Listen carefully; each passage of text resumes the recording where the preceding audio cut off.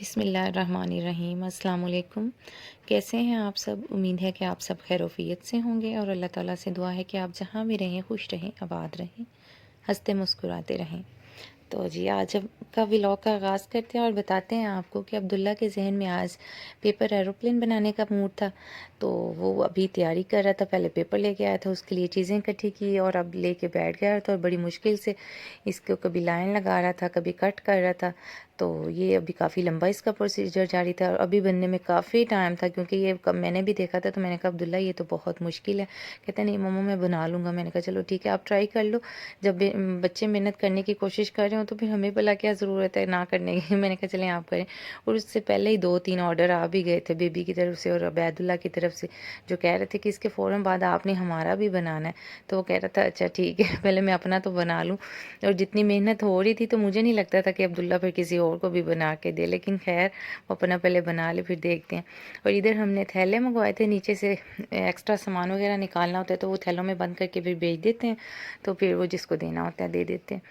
तो बच्चों ने अपना मस्ती लगाई हुई थी उसमें बैठ के, कोई बंद हो गए, कोई चल रहा था, कोई कुछ कर रहा था। तो मैं उनसे कह रही थी कि सांस रुक जाएगा आपका या आपका पाँव स्लिप हो जाएगा, गिर जाएंगे, लेकिन नहीं, वो तो हर काम में अपनी इंटरटेनमेंट ढूंढ लेते हैं। और फिर मैंने अबैदुल्ला को तो बिठा दिया था और बेबी और आयरा काफ़ी देर तक खेलते रहे और इन्जॉय करते रहे, मना होने के बावजूद भी नहीं वो रुक रहे थे। तो इसके साथ ही मैं आ गई थी जी किचन में और आज बनाना था मैंने जी सिरी का गोश्त, छोटी सी। आपको पता है कि ये शोरबा जो होता है बहुत मज़े का और बहुत अच्छा फ़ायदेमंद होता है और गले के लिए बहुत ज़बरदस्त होता है। तो इसमें पाए डाल के पकाएं तो बहुत ज़्यादा फ़ायदेमंद होता है, लेकिन हम आज बना रहे थे सिरी खाली, अकेली। पाए जो थे वो अपने घर पे ही थे अभी। तो जी मैंने इसके लिए मसाला कट करके रख लिया था और मैं इसको जैसे बनाऊंगी फिर आपके साथ भी रेसिपी साथ साथ शेयर करती रहूँगी। और सिरी को जो है वो मैंने बहुत अच्छी तरह वॉश किया था 2-3 पानी, मुझे पता नहीं क्यों फिर स्मेल स्मेल सी आती रहती, इसलिए मैंने इसमें सिरका और नमक डाल लिया था और 2 घंटे इसको भिगो के रखा था। और फिर मैंने वॉश करने के बाद इसमें डाल के सारा मसाला डाल दिया और ये नमक मिर्च और हल्दी मैंने इसमें डाली है। और मैंने जितना मुझे पानी चाहिए था, जितना मैंने इसको प्रेशर करना था, तो फिर उतना मैंने पानी डाल के इसमें इसको रख लिया और फिर मैं प्रेशर बंद करके रख दूँगी तकरीबन आधा घंटा। लेकिन ये जो सिरी है ये तो गलने का नाम ही नहीं ले रही थी। आज इसने मुझे बहुत तंग किया, क्योंकि मैंने इसको मंगवा के 2-3 दिन से फ्रीज़र में रखा हुआ था और कोई और चीज़ बन जाती थी तो फिर मैं कहती थी अच्छा ये पोस्टपोन कर लेती हूँ, कल बना लूँगी। तो शायद फ्रीज़र में रखने की वजह से ये हो गई थी थोड़ी सख्त।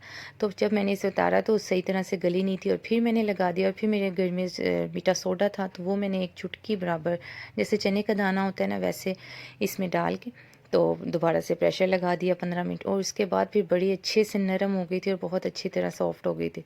और फिर मैंने इसमें दालचीनी और तेज़पात और साथ में बड़ी इलायची और अदरक पीसी हुई डाली और इसके बाद फिर मैं इसको पानी खुश करने लगी और साथ साथ में जो उसकी स्मेल सी है वो ख़त्म हो जाएगी और खुशबू सी आने लगेगी। और फिर मैंने इसमें ऑयल डाल दिया।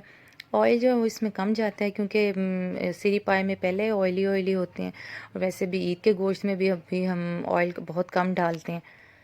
फिर आधा घंटा तकरीबन मैंने इसकी बुनाई की और जब खुशबू सी आने लगी तो फिर मैंने इसमें पानी डाल दिया। और आज तक मुझे समझ नहीं आई कि बाज़ार का जो शोरबा होता है वो इतना पतला कैसे होता है।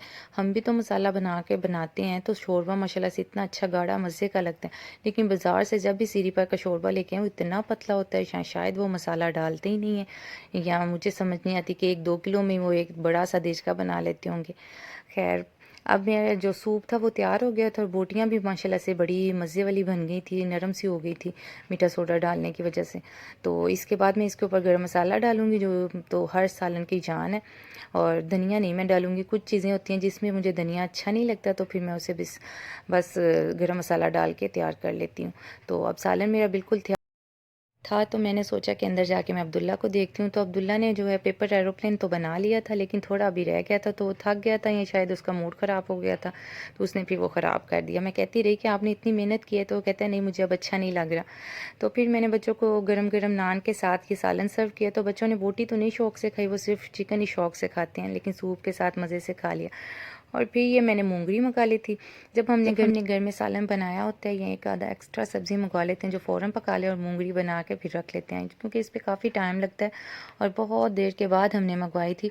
और फिर मैंने कहा आइंदा से हमने कभी नहीं ये मंगानी। तकरीबन 3-4 घंटे हमारे इस पर लग गए बनाने में, लेकिन मूंगरी बहुत अच्छी और देसी थी और बारीक बारीक सी थी, बहुत अच्छी। और जब इसका मैं सालन बनाऊँगी तो आपके साथ मैं ज़रूर रेसिपी शेयर करूँगी और डिफरेंट तरीके से ज़रा बना के दिखाऊँगी आपको, ताकि आप भी ऐसे बनाएं और मज़े से खाएं। और इसी के साथ ही हमें दीजिए इजाज़त। अपना बहुत सारा ख्याल रखिएगा और दुआओं में याद रखिएगा। अल्लाह हाफिज़।